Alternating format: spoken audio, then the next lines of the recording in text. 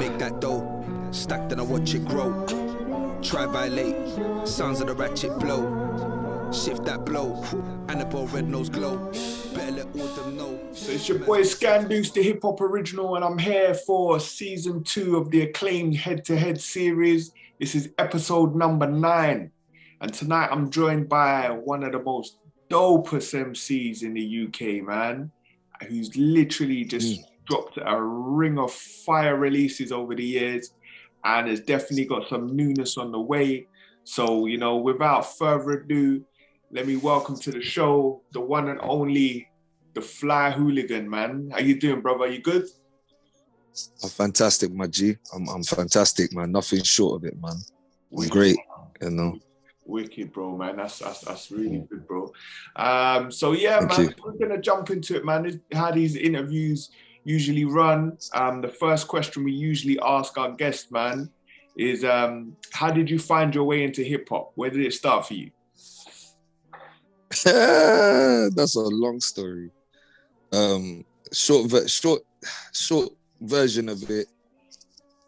I was watching Colours, man, and Ice-T. I think that's my most earliest memory of hip hop. Hearing Ice-T on Colours, and basically KRS-One as well. But then when I got a little older, I kind of forgot about hip hop, and then I rediscovered it again through a friend of mine who passed away. I met him in school. His name was Sean Sinclair, and another school friend of mine, Marvin. Sean Sinclair, rest in peace. His father had a hit single at the time as well. Like, he had a hit single. His name was Sinclair. It's a track called Ain't No Casanova. So salute to homie, man. So like, yeah, man, it was Sean Sinclair and Marvin Manning that got me into hip hop again, like properly, like as a little youth. And yeah, man, I've been hooked ever since, man. In high school, I've been hooked ever since. Okay, you know man. what I mean? And what was the first element that you gravitated to, man? Was it straight in with the bars, or was it like, I don't know, graph or breaking or DJing? What came first to you?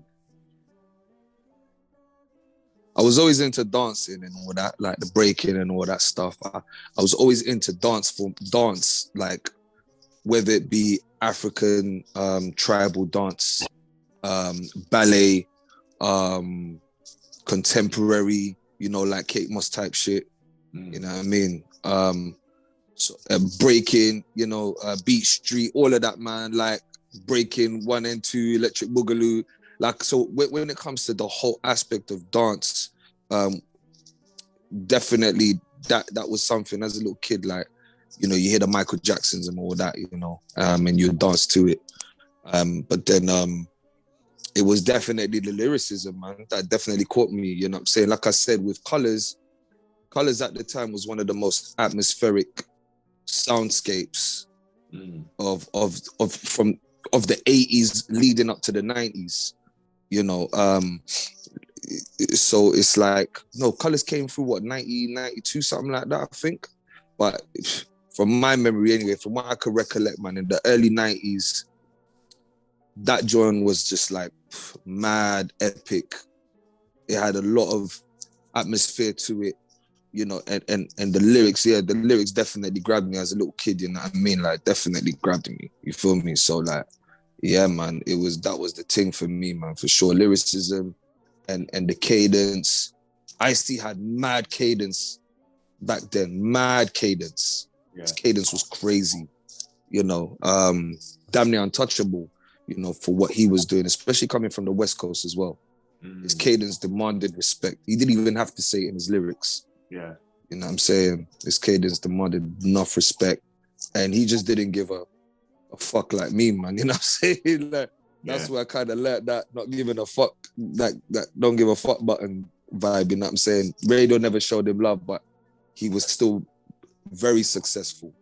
You know what I'm saying? So yeah, man, that's a big salute for Ice-T for sure, man. That's like my most earliest recollection of my love, you know, beginning for hip hop. Okay. So as a writer, like, who would you say, who else would were your influences besides Ice-T when you first started writing? How much time we got, man? UG, UG from Cellar Dwellers, First in How the Third, especially like his freestyle in Sway in the Morning, Sway Tech in the Morning, Tech and Sway Wake Up Show Correction, Juice from Chicago, Common, Supernatural. You see where this is going, right? So it's very, very lyrical intricacies. I'm taught, and you know, organized confusion. Period. Like both of them. Yeah. Crooked Eye, Crondon, Planet Asia, all of Wu-Tang, you know, and I'm talking all of Wu-Tang. Okay. From RZA right on down to Timbo King, you know what I'm saying? War Cloud, Holocaust. Yeah, man. My influence was vast, but then it over the years it gradually boiled down to 3 MCs, which is Nasri and Ghost. Okay. You know what I'm saying? That's my all time. Like no matter what order, like my top 3, I think till the day I die is always gonna be Nasri and Ghost. You know what I mean? Cool, man. So in terms like with most MCs, the names that they end up with isn't necessarily the names that they start with. So what were the like the early rap names that you had when you was coming into the game? Oh Jesus. Yeah, like the very, very first rap name I ever had, I'm not even gonna say it, bro. It was effing ridiculous, bro. Like it was some mad name like Duke Adonis or something like that. Like and then them times I was none the wiser. I just like the sound of the word Adonis. A don is, you know what I'm saying? So I kind of broke it down into syllables. You know, a don is, you know, me. Like, so that was kind of how I thought of it. But then when I really checked for it, like Adonis is a character in the whole Hercules stories, and you know, I just weren't feeling that character. So when I found out about that character, like I was like, nah, I'm blocking that off. Then the brothers that got me into rapping, was like writing and stuff like that. Like he, 2 of them, they helped me come up with the name Iron Braids, because I had braids at the time, and it sounded like a Wu-Tangy name, you know what I mean? Because them times there, that was it. Them times there, I was known for knowing all like Wu-Tang lyrics. It didn't matter whose album, what artist, whether it's released, unreleased, it didn't matter. I knew everyone's lyrics. And so in the hood, like I was called the Wu-Tang Kid. You know what I'm saying? I was known as the Wu-Tang Kid. And then eventually, yeah, when I bucked up on these brothers, they came up with the name Iron Braids for me. And then, yeah, I went with Iron Braids for a long time. And I'd say up until 2015, I came up with the name. When I was rebranding myself and everything, I came up with the name, the Flyy Hooligan. And that was from, at the time, I still am, like, Ray Winston is my top 5, you know, actors of all time. And I was watching one of his movies, trying to remember, it was either The Doorman, The Bouncer, or 44-inch Chest, one of them films there. And I was thinking, like, right, like, this guy's Flyy, he's a Flyy Hooligan, like, because he's slick, like, his presentation is slick, like, on point, like, but it looked like he can mash a few men down, like, at the same time. And he was like a semi-pro boxer when he was a youth still, when around the times he done the movie Scum. It was actually a series initially, but then, yeah, it became, they cancelled it, and then they did a movie out of it, you know what I'm saying? And so I was looking at, you know, I was watching the movie, and yeah, I thought, yeah, like, that, he was a Flyy Hooligan, like, you know what I'm saying? And then bang, like, it just, and I'm Flyy, you know what I'm saying? And I'm a bit of a hooligan when it comes to the music and my way of thinking anyway. So yeah, I felt that it fits, you know what I'm saying? I felt it was befitting, you know. Really? So that's the name you settled with, man. So I think I remember the first time I saw you perform. I believe it was at Subterranea, and you was introduced to the crowd as Iron Braids at the time. And you was killing it. That was RZA, right? Something like that. Yeah. It was RZA. I was telling someone about it yesterday. Yeah. That's mad coincidence, man. But it was RZA. Yeah. And the stuff you were spitting back then was fire as well. So, you know, what would you say was the reason for the rebranding? I just didn't want to box myself in, because Iron Braids was a political MC or political concept. Iron Braids was a political, supernatural, metaphysical, antimatter concept. You know what I'm saying? And I was just constantly feeling boxed in, and I wanted to do more, and I just wanted to express myself from all angles, and Iron Braids wasn't really allowed to do that because you know yourself, you're an artist, you know, with people when they've got a certain idea of you, even like as yourself now, you had a certain idea of me, you know, pre-existing the Flyy Hooligan, you know what I'm saying?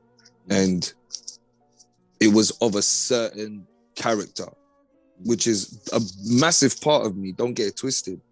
But as much as I knew about politics and conspiracy theories and stuff like that, my G, man, I was reading books like From Niggas to Gods at the age of 12. I was reading Soul on Ice at the age of 11. You know what I'm saying? I was reading Children of the Matrix at 16.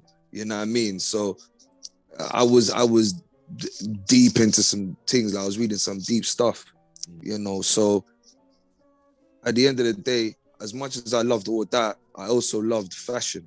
Yeah. My late mother was a seamstress.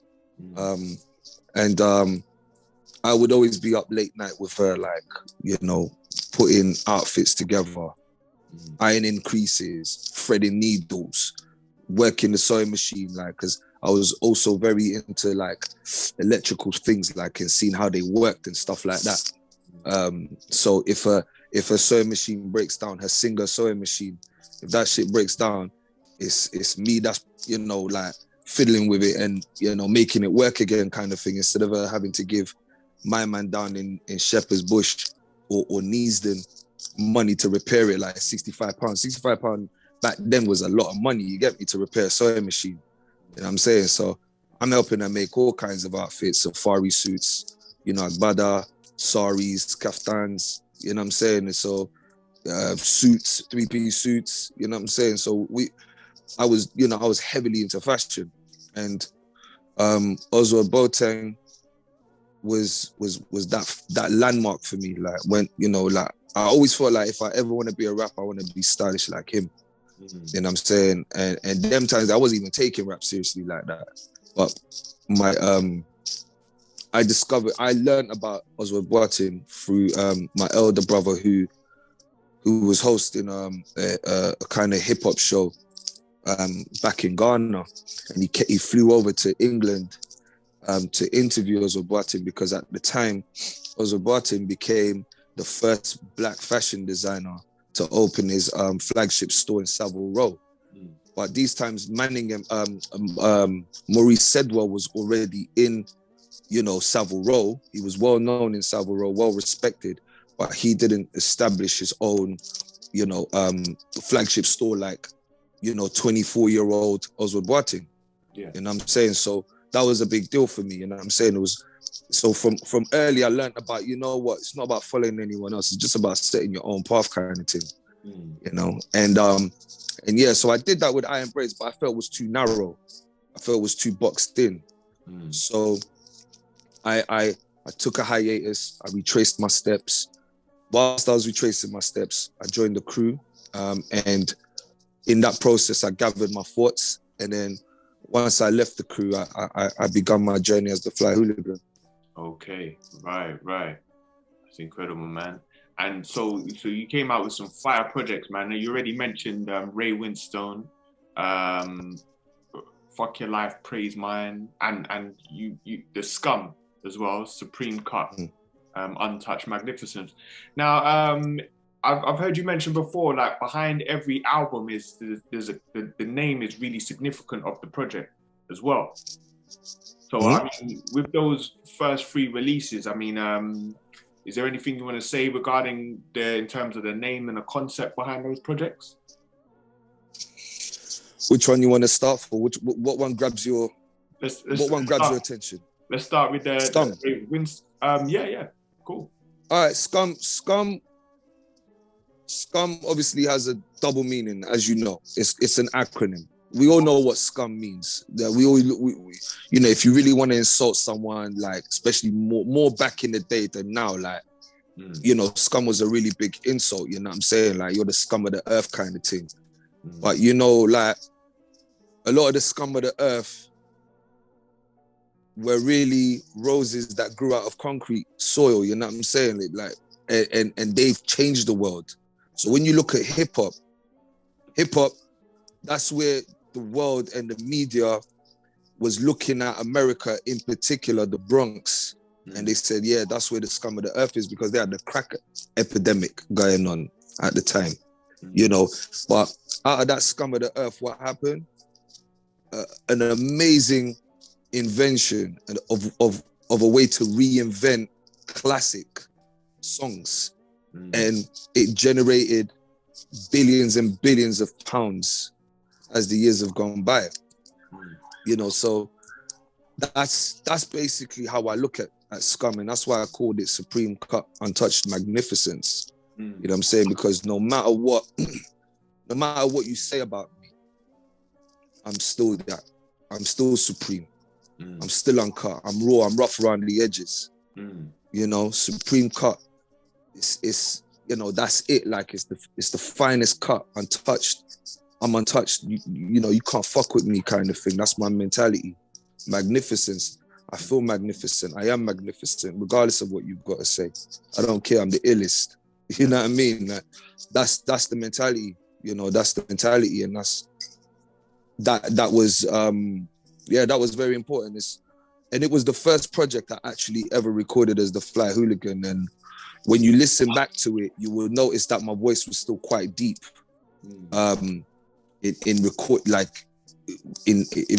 that project, because I was still trying to figure it out, you know. And but then once I'd done that, I was like, I know what kind of vibe and cadence I'm going for. If I really don't give a fuck, like, I gotta sound like I don't give a fuck. Yeah. You know what I'm saying? Yeah. And that's I'm glad you asked about Scum, because that was the most significant project of all. And as well, obviously, when you look at the timeline, I am the very first artist to, you know, outside of America, and in most parts of America, you know, I am the first artist to be working with Westside Gunn, Hus Kingpin. You know what I'm saying? And I got them both on that album as well. So it's a very significant part of the timeline in the renaissance of hip hop that we've got going on. You see what I'm saying? So yeah, it's a very significant art piece. Yeah, and it's interesting you say that, because obviously it's on the track Savile Row as well. So how did those connections come about, man?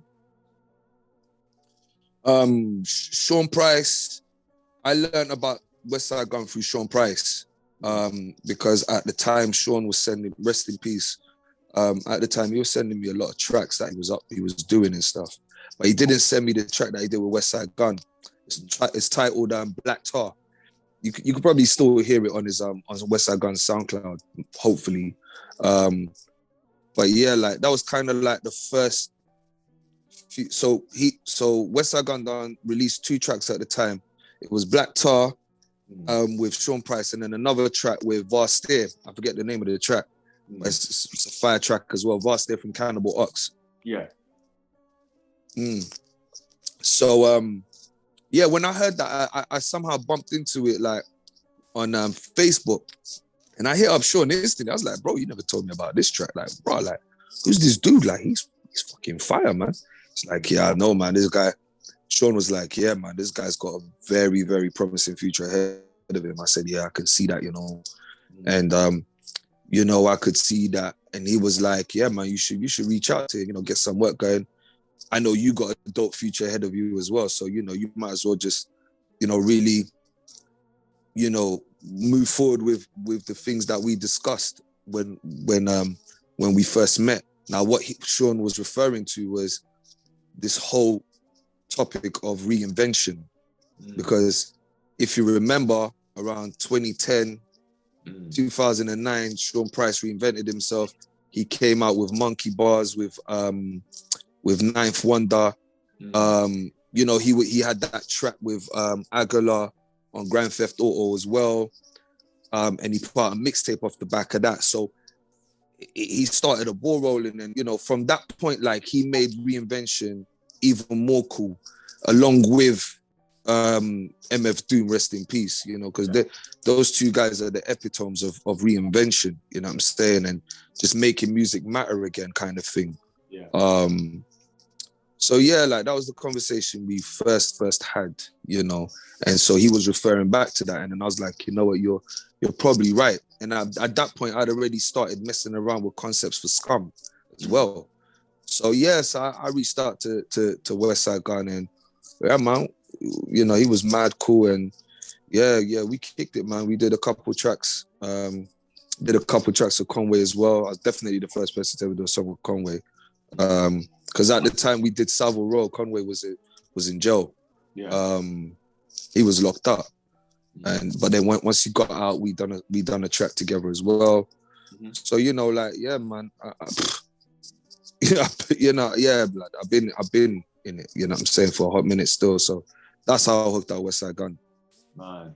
And did you ever head over to the States to make for any of those collaborations, or?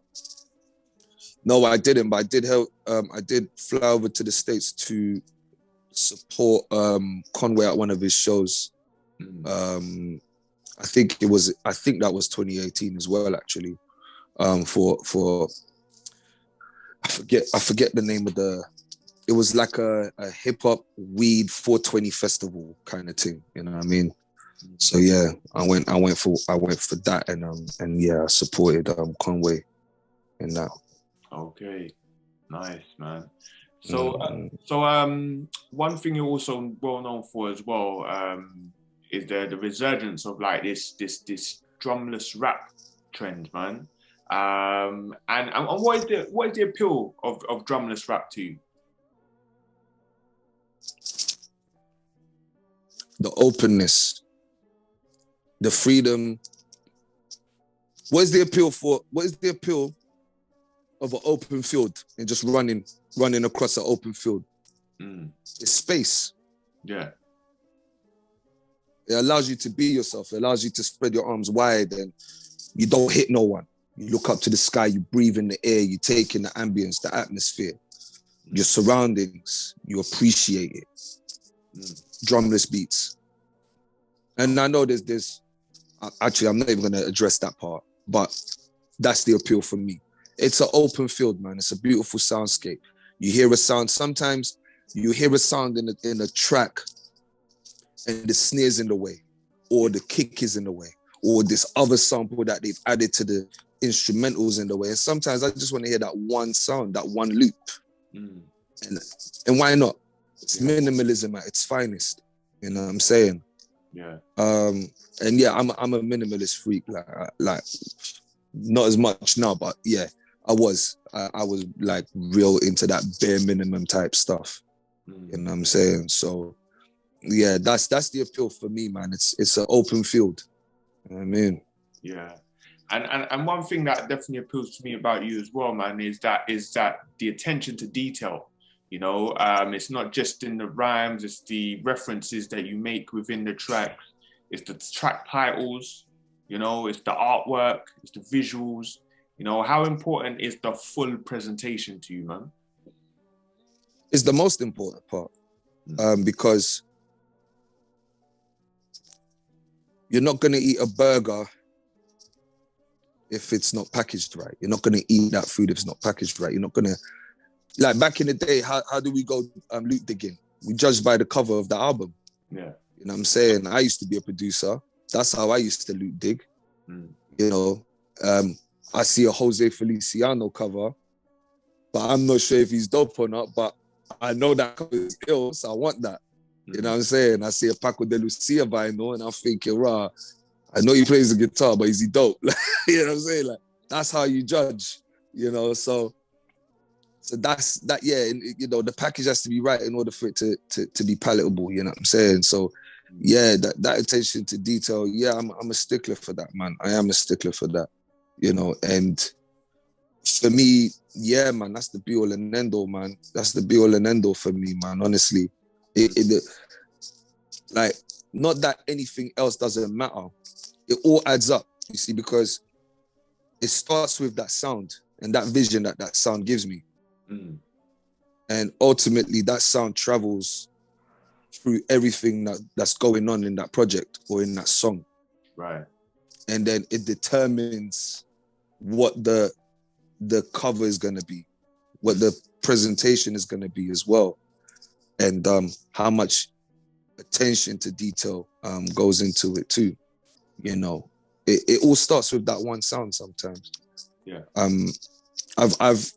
I've been inspired to write like a whole verse in 5 minutes because of a sound effect in a beat. You see what I'm saying? That's how I work. You know, sometimes it's just a sound, literally. And that's because I'm a Woo baby. That's something like RZA used to do all the time. Like, he would just have that one sound in that whole song, and you're like, nah, bruv, I need to hear that again. And you listen to the whole song so you can hear that part again. Because we never had no like scan forward or reverse like that. We was like either rewind or forward. You know what I'm saying? Like, so to find that bit was long, you just rewind, and then, you know, the track stops where it needs to stop. And then, yeah, man, you hear that part. So yeah, I kind of got that from RZA too, man. Right. Okay. Nice. So tell me about Gourmet Deluxe as a label. Is that a company you founded, or what's the history there? It's yeah, I founded Gourmet Deluxe with my partner in crime, Uncle Tim. Very, very dope individual. I literally started Gourmet Deluxe for myself, just to put on my stuff.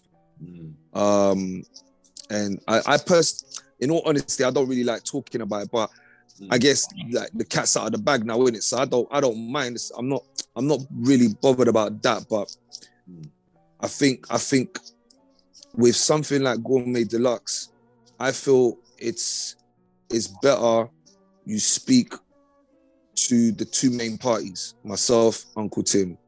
And in some instances as well, you've got Rings of Saturn and Agor as well. They're also a big part of Gourmet Deluxe as far as I'm concerned, you know what I mean? But like the major forefront is me and Tim. So without going into too much detail about Gourmet Deluxe, maybe we can arrange a separate interview with myself and Tim, and we can go into more detail about Gourmet Deluxe. Okay. But, you know, big salute to him, you know what I mean? Like, I started Gourmet Deluxe the year before I met him. And yeah, it was literally for myself, man. It was literally for myself. But then Tim got involved via way of his nephew. Big shout out to Kieran as well. And our visions were just so in sync, you know what I'm saying? And Tim he's a stickler for minimalism as well. So we were definitely in the same page. We both want to make history, and we both had a vision that we wanted to encounter and complete. You know what I'm saying? And it started off by us creating these amazing packages for ourselves. And Tim came through with some brilliant ideas, you know what I'm saying, that literally helped shape what we have now in hip hop. Because yeah, 2015, 2016, it was really dope and Gourmet Deluxe that was out. So when you look at what everyone else is doing, the father's out here, you know what I'm saying, foundation kind of thing, you know what I'm saying? So like, yeah, man, Tim is definitely got a hand in that shit, you know what I'm saying? And I'll never take that away from him. Yeah. So big salute to Uncle Tim. Because without him bringing our visions to life, a lot of people won't have the sort of level of presentation that they do now. Yeah, you know what I'm saying. So yeah, that's why I would say like it'll be dope if you can, holler at him. I can arrange it. It's not a problem. Yeah, You get to talk to him and delve into his mind about how he sees things too, in terms of Gourmet Deluxe and his way of putting images and packages together as well. You know. And I'm glad you said that, man. And that's definitely an interview that needs to happen, because you guys were definitely trailblazers for the standard professionalism in which people release their projects these days, man. It's just like, it's smooth, the artwork's sick, everything, like even the Bandcamp page, everything's so well professionally done and arranged, and it's wicked, man. I guess, showing up some of the Americans or the people with the big major budgets behind them, just to the quality of the work that you do. And to segue with that as well, on the last season we interviewed, because I know you've got some strong solo projects, but you've also got some really amazing collaborative works as well. And on the last season we interviewed Juggernaut just at the beginning of the release of the Polo Palace project. Okay. So obviously it's nice to speak to you now that the project's out. Is there anything you want to say about that release and how that collaboration came together? Yeah, man. First and foremost, big salute to Jugs, big salute to Sonny Jim.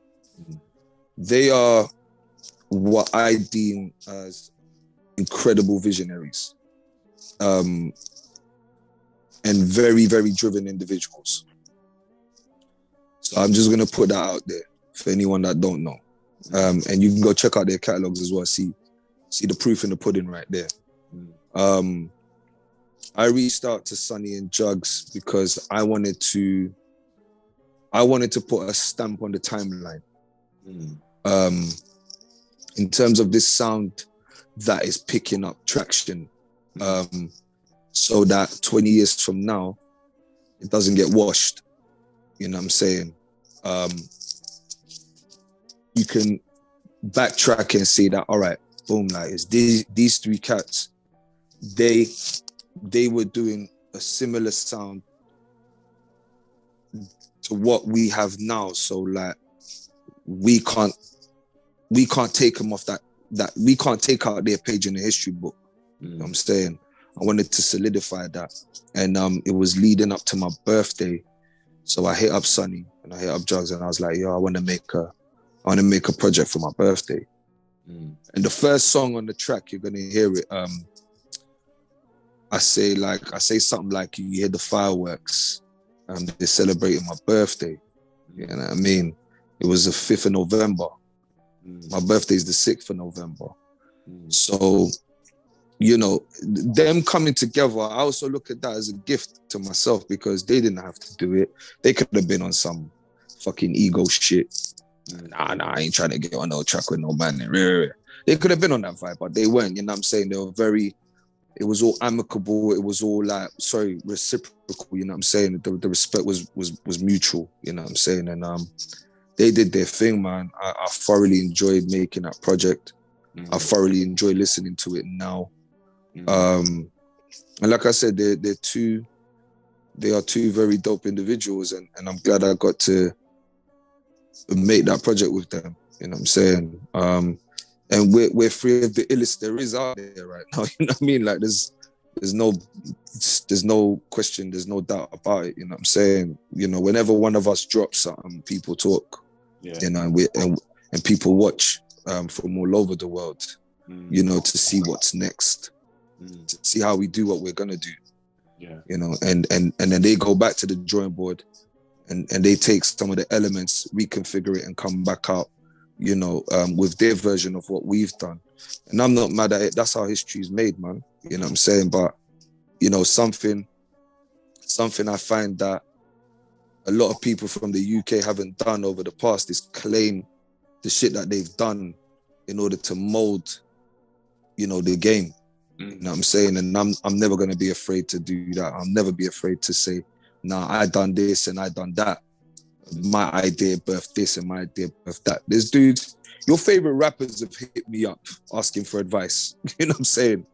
I'm not going to mention no names, but yeah, blood. Like, there's rappers right now that you fuck with heavy. Like, they've started a label. Who do you think told her to go start a label? You know what I'm saying? But I'm saying that just to say, like, I am the culture. You know what I mean? And that's my first priority, is creating a new culture, creating a new lane, a new alternative for other individuals on the come up. To say, like, all right, boom, I like trap, I like grime, I like Afrobeat, but yeah, let me try this gourmet rap shit, man. Let's see what this is saying as well. You know, I'm not mad at it, man. I'm not mad at any of it. Just don't try and wash it. Like, just don't try and wash the founders out of it. You know, dope media, Gourmet Deluxe. You know what I'm saying? The Flyy Hooligan, the Purist, Juggernaut, Sunny Jim, Parky, Gallo Point, Fiber Optics. So there's so many of us, like, there's so many of us, you know what I'm saying? And we've definitely influenced artists in America, we've influenced artists in Africa, we've influenced artists all over the world. Whether they want to admit it or not, that's up to them. That's why I'm very thankful for the timeline. Pull up the timeline and you'll see where it all started, blood. Like, you can't erase timeline. You know what I'm saying? Anyone can act like they just woke up and had this idea, but it's all inspired by something, innit? You know, so big respect to all them people. Ray Vendetta, Tesla's Ghost, you know what I'm saying? Those are my brothers. I love them with my heart, you know what I'm saying? So, like, there's so many incredible artists out there. I'm trying to remember the names, man, but, like, yeah, man, there's a lot of them out there, man, you know, and they deserve just as much coverage as I get, you know what I'm saying? But I'll always be the illest of them all. Real talk, man, real talk. But seeing as you mentioned Tesla's Ghost, man, you did a project with him last year called Flyy Ghost, another brilliant project, man. Is there anything you want to say about that album? Yeah, man, Tesla, first and foremost, I think he's got the best name in hip-hop history. Like, for me, Tesla's Ghost, come on, blood. Like, I dare someone to try and top that, because for anyone to say anything like that, like, you'd straight be biting Tesla. No one has ever come up with a name like that. It's so unique, so powerful, so magnanimous, like, you know what I mean? It's an ill fucking name, like, but yeah, his pen game too, man. Oof. I remember introducing him to Crime Apple, and I was telling Crime Apple, man, look, bruv, like, Tesla's pen game, man, is very, very, very vivid. You know what I'm saying? Very vivid pen game. He's very ill, man. He's very ill with it, you know. And that was another project that was done a while before it got released, and we had stop and start moments as well. A lot of the times our schedule wasn't meeting. And I got really big, you know, there was a point where I was just churning out videos and music and projects, you know what I'm saying? Feel free, man, check out the streaming platforms, check out the YouTube, man. I've got about, 25 videos, 26 videos, you know what I'm saying, since 2015, you know, so, like, yeah, I was just churning out a lot of work, man. So I kind of, at one point, I put it on the back burner, then Tesla had a baby, and then, you know, he put it on the back burner as well. And then, yeah, like, after that, our schedules weren't meeting. But yeah, overall, man, that album is fire. It's one of my most favorite projects I've ever made. You know what I'm saying? And big shout out to Ray Vendetta, man. That brother's pen is very fucking prolific, man. You know what I'm saying? He churns music out like Raekwon. You know what I'm saying? Like, he's definitely my UK Raekwon, like, because that dude can write, bro. Give him 2 minutes. If he hasn't got an album in 2 minutes, man, I'll give you £100. You know what I'm saying? Like, man can write, you know what I'm saying? And it's all ill as well. It's not some half-hearted bars either. Like, it's none of that. Like, it's very, very dope pen work. And the features we had on there as well, you know, aside from Ray Vendetta, we had Casablanca, Madoni and Noah the Flood, who's also very, very ill. And then, you know, my dudes from Dublin Island as well, man. Yeah. You know what I'm saying? Yeah. G.I. and Yeah. Cal, right? And Cal. Yeah, man. How did you come Them across brothers. those guys, man? Did they hit you up or? I've been fucking with GI from day, bro. Check out Iron Braid shit, man. Iron Braid shit, like I've been fucking with GI. GI is my guy, like that's my guy. You know what I'm saying? I called their track Dullahan's Axe. That's like the it's an Irish folklore, like Sleepy Hollow. You ever seen that movie Sleepy Hollow? Yeah. It's that basically. That's what it is. Okay. Dullahan's Axe. Yeah. And basically, yeah, man, GI has always been ill with the pen. GI has always been ill with the beats, you know, and I recently learned about Cal as well. And Rings of Saturn, I have to send a big shout out to him because he played a major part in putting Flyy Ghost together. You know, he arranged it, you know, in terms of the tracks and all of that. I mixed it as well. Shout out to Jazz T, he mastered it. But Rings played a huge part. He got all the producers involved. Uncle Tim, Historian, GI, Agor, who else? I know I'm missing someone, you know. I said Uncle Tim, right? Oh, yes, Evil Ed as well. Like, Evil Ed had enough beats on that album, cuts as well. Rings put a lot of shit together. And then he shot a video for that album too. Gourmet Dark Matter. And yeah, man, so, you know, big salute to Rings, man. I love that guy, man. Love that guy, you know what I'm saying? And you know, so very, very big thank you and a shout out to Rings for putting that album together for us, you know. And yeah, like, so yeah, Cal and GI, bruv. When I heard the track they submitted for that album, I was like, hell yeah, I'm not even gonna spit on this thing, bruv. They deserve that spotlight. And you'll find, like, if you look throughout my career, like, I've never been shy to, like, or scared to share the limelight with another artist, because I'm very confident in what I do. You know what I'm saying? I'm very confident. So that never bothers me, you know what I'm saying? And if you listen to my EP with Uncle Tim, the Michelin EP, you will hear a track with Recognize Ali. He's got his own track. Yeah. You know what I'm saying? Portobello Mushrooms, I believe it's called. I can't remember now. But yeah, like, you know, he's got his own track on that EP. So shit like that, bruv, like, that don't scare me. And that's something I learned from the Jizza. You know what I'm saying? Jizza was like the first person I know of to do something like that with Basic Instructions before leaving Earth on the Liquid Swords album. And then he got Car to do a solo track on the Pro Tools album, track called Firehouse, which is one of the illest tracks till this day that I've ever heard. You know what I'm saying? So as you become a lover of hip hop, not a fan, a lover of hip hop and a supporter, you pick up these things. It's like, you know, in a relationship with your partner, you know, you learn certain traits and it rubs off on you as well. You see what I'm saying? So it's kind of like that, bro. And yeah, you know, so doing that project, I heard them brothers there, and you know, I thought, yeah, man, I want Ireland to shine in this thing here, man. I want Dublin to have their shine, you know what I'm saying? Because they're dope, blood. I don't care about the fucking accent, bro. I know exactly what they're saying, and they're saying some fire shit, me. You know what I'm saying? Like, they're saying some ill shit, bro. Like, you know, so definitely check out their catalog as well, man. You know, like I said, Tim with the beats. Everyone showed out on that album, man. Everyone showed out on that album. I'm very, very proud of everyone on that album, you know what I mean? And I'm glad that was another project I initiated, and Rings took the reins on that album and put it all together as well. So yeah, big salute to everyone that had a part to play in that album, you know what I mean? It was a very, very dope album. Big, man. Definitely salute that project, man.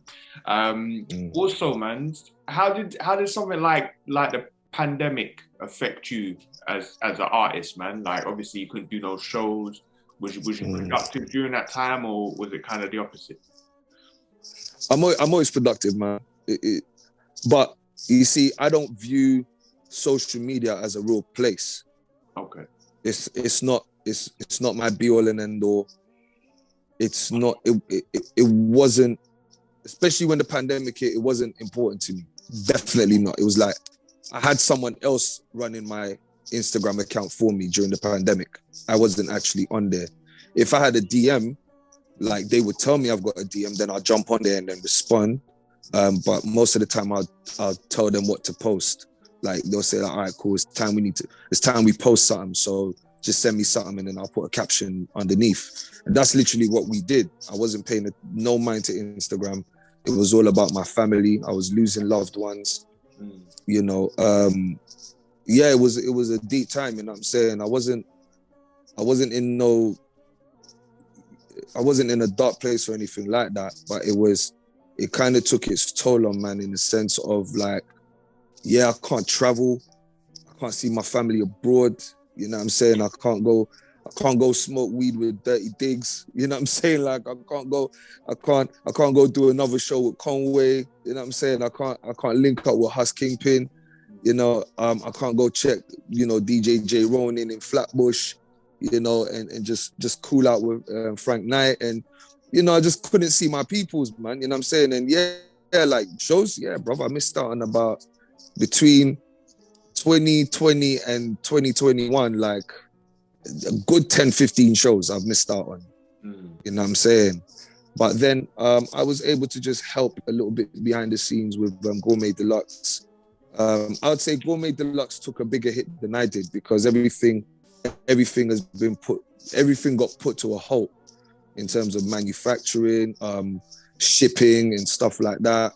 You know, you had a lot of frustrated customers and, you know, things like that. And, you know, big shout out to my team as well, man. They really dealt with that shit properly. You know, they were as professional as they possibly could. A lot of them lost a lot of loved ones as well, but they still came into work. You know, some of them even with, you know, even being sick on the COVID shit, like they were still on their laptop responding to unsavory customers, I should say. You know, but like, yeah, man. So, you know, definitely a big shout out to Gourmet Deluxe as well. My team is magnificent. I love them all, like, you know what I mean? And they're, you know, some of the most supportive people I've ever been around. You know what I mean? Okay, I hear that, man. So how would you say like religion and fatherhood has affected how you create your art? It hasn't, because it's separate. It's segregated. I don't mix the two. Just like Al Pacino don't mix the two. Denzel Washington don't mix the two. You know what I'm saying? Ray Winston don't mix the two. Ben Kingsley don't mix the two. You know what I mean? So why would it be any different for me? Rizwan Ahmed, my Muslim brother, he don't mix the two. You know what I'm saying? Daniel Kaluuya, my brethren, he don't mix the two. Anthony Walsh, my brethren, he don't mix the two. You know what I'm saying? Yassine Bey, he don't mix the two. You know what I'm saying? So entertainment business is entertainment business. Family is family. Work, religion, faith is religion or faith. You know, Dave Chappelle don't mix the two like that. You know what I'm saying? When he's on that stage, he's working. Yeah. You know, and when he comes off that stage, he is Dave Chappelle. He's who he is. He's dad or husband or brother or son. You know what I mean? So yeah, it's the exact same way for me. And I feel that's what, once that fact hit me, that's when I was definitely able to become the Flyy Hooligan, because I was battling that for a long time. I was trying to figure it all out. But then I realized it's like you going into work tomorrow. I know you got some motherfuckers in your work that you hate working with. You hate the sight of them. You know what I'm saying? But what do? You put on your work face. Yeah. You're calm and collected. But in your head, you're wringing their neck. You know what I'm saying? Because it's work. You know what I'm saying? It's your business. You feel me? So, you know, I don't see no one. I don't know, man.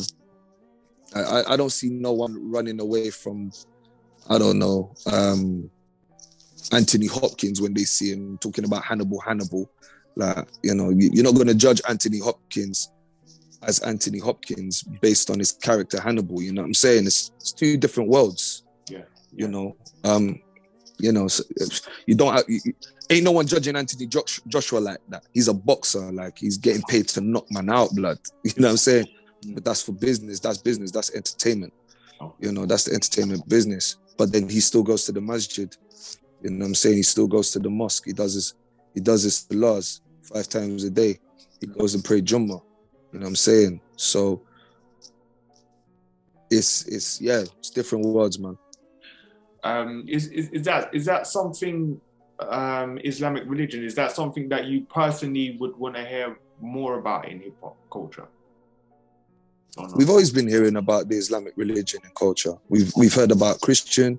We've heard about all religions, all Vedic religions. We've heard about them in hip hop. You know what I'm saying? So, you know, even a gangster would say, you know, I pray 5 times a day. You know what I'm saying? In his rhymes. You hear it in gangster rap. Now just as much as you did before. I don't know. I don't have a particular opinion about that. I think whatever's relevant to the artist, they have every freedom, every right, every human right to express it. It's art at the end of the day. Like this Nipsey Hussle painting behind me, you know what I mean? It's an art piece, you know? It's just in a different form. We're painting pictures with our pen and with the projection of our voice. You know what I'm saying? It's a movie. That's why I call it soundscape. You know what I'm saying? Real talk, man. So last year you dropped a single called with as a group called Flyy with Ono, Madlib's brother, and Montage One. Was that a one-off, or is there a project coming with that? No comment, man. No comment. All right, okay, cool. We're gonna have to slide off that one. Sorry, man. All right. So here we are. It's 2022 now, man. So you've announced the single and the album's coming. So is there anything you want to say? Because this is gonna drop like literally just before Gourmet Trap comes out, man. So is there anything you want to say about the new releases? Yeah, man, Gourmet Trap. Whew. Good luck to those who don't like drumless beats. You motherfuckers is gonna love that shit, whether you like it or not. But yeah, Gourmet Trap is just my take. It's just a whole new approach. I love experimenting. That's another thing as well. As Iron Braids, I'm gonna backtrack a little bit. As Iron Braids, I felt I couldn't experiment as much as I can now. So yeah, with Gourmet Trap, it's a bit of an experiment that I thoroughly enjoyed. I thought I was just gonna keep that shit in the vault, but I said, nah, fuck it, man. Who can tell me what? There's no rules to this shit. You know what I'm saying? I'm the Flyy Hooligan, man. If you don't know, get to know, blood. You're the one that's missing out, not me, fam. You know what I mean? Like, you're the square, bruv. If you don't know about Hooli blood and how Hooli get down, like, this is your opportunity now. Like, go find out, bruv. You know what I'm saying? And, you know, and there's a remix, actually. So Gourmet Trap, produced by Michael Parkinson, is part of the album Ben Kingsley, which is entirely produced by Michael Parkinson. It features DV Alias Christ and Don Pacino as well. You and Parky are related, right? Yes, we're cousins. Yeah. Okay. Yeah. We're cousins. Yeah, man. And so Gourmet Trap has a remix called Gourmet Drill. It says that right there on the tin. It's definitely got drums. That's produced by Louis B. Big shout out to Louis B, man. He went bananas on that remix, boy. Fucking hell, bruv. Like, that guy's a bit of a hooligan himself on the beats, bruv. Like, so yeah, man. So big shout out to him, man. And Rings shot the video for that too. And yeah, like that's dropping on the 28th, I believe. Yeah, 28th. So yeah, look out for that, man. Look out for the Ben Kingsley as well. That's definitely a fire album, man. Definitely a fire album. I can't wait. I look forward to the feedback. It's just another notch under my belt, man. And I'm very excited to put it out. Yeah. And just thrive off of it like all my other albums. Sick, man. And does Parky get any verses off on this album, or is he just behind the boards? Behind the boards, man. Like what I did with Parky, I challenged him a lot, and I got the best out of him. You know what I'm saying? He rose to the occasion, man. Like a fucking warrior he is, like, you know what I'm saying? He rose to the occasion, and you won't recognize Parky on this album. You know what I'm saying? And the price is going up. Wicked. The price is going up, man. Yeah. It needs to, man. The man's a legend, man. It needs to go up big time. Seriously. Oh, man. Parky, you know, apart from being my biggest supporter to date, he's my heart, man. You know what I'm saying? He's always giving me words of encouragement. I remember when I first presented the concept of the Flyy Hooligan to him, and I played the Scum album to him. And these times, Scum, I recorded Scum in my bedroom, and the sound quality was whack as fuck. But Parky heard it, and he could see the vision like instantly. You know what I'm saying? So that's my musical companion. You know what I'm saying? Like I'll always, you know, talk to cousin Parky. I've got a lot of companions in this thing. Like when it comes to the music and the soundscape and stuff. But you know, Parky is just that special individual. He wears his heart on his sleeve, and if he supports you, he'll support you all the way. It's not no half-hearted thing. It's not ulterior motives. None of that shit, man. It's what you see is what you get. That's it. You know, nothing else. And yes, like you rightfully said, he is a fucking legend. He's helped a good few people with their careers. You know what I'm saying? A lot of people are touring right now because of the beats he's giving them. You know what I'm saying? So, you know, those people should pull their fingers out and stop trying to fuck my cousin over and look after him, or I'll look after you. Real talk, bro. Real talk, man. You know? Yeah, man. Real talk, brother. Absolutely. So one other thing you mentioned earlier, man, you said obviously you produce and you've mixed and you've mastered projects in the past. Is that something you're going to be continuing going forward as well? Yeah. I've always had that sound engineering background. Like I've always had that. I've always like Devil May Cry as Iron Braids. I mixed that album. I produced most of it. You know what I'm saying? I even got drumless beat on that album. You know what I'm saying? Like, and that's about what I made that album in 2008. Yeah. I took it to Baby J to master in 2009 and released it 2010. You know what I'm saying? So from back then, I've always been engineering. I only just took a step back from producing because I just felt it was too much for me to deal with. You know what I mean? I would rather, you know, give that, you know, to Ego, Uncle Tim, Parky, you know, all these other producers that I know that are very, you know, ill and supportive as well. You know what I'm saying? So yeah, man. Nice, man. Wicked. So to wrap up, man, the question we usually close with, man, is how do you see the Flyy Hooligan legacy? What are we going to be remembering you for? And I know you may have touched on some of this already. So, I mean, it's ultimately down to the people. You know what I'm saying? I can't tell you what to remember me by, but as long as it's, you know what, that made me think instantly of Sean Price, Sean P, man. That nigga's nice. I don't care what you got to say about P, as long as you say he's nice. Hooli was fly, man. Hooli was fly with it, man. He had some ill ideas, and you know, he came through with them. He always pulled through with these ideas, and he always looked out for the other MC, man. And that's you know, that's ultimately what I want to be remembered by. Like, I made history, and I helped as much people as I could in the course of making my own history. You know what I'm saying? I wasn't greedy with it. I was never shy of sharing that limelight with anyone else. You know what I'm saying? I love hip hop, man. Hip hop has done so much for me. I love hip hop, man. You know what I'm saying? And it's put me in the company of some of the greatest people that have ever walked the earth.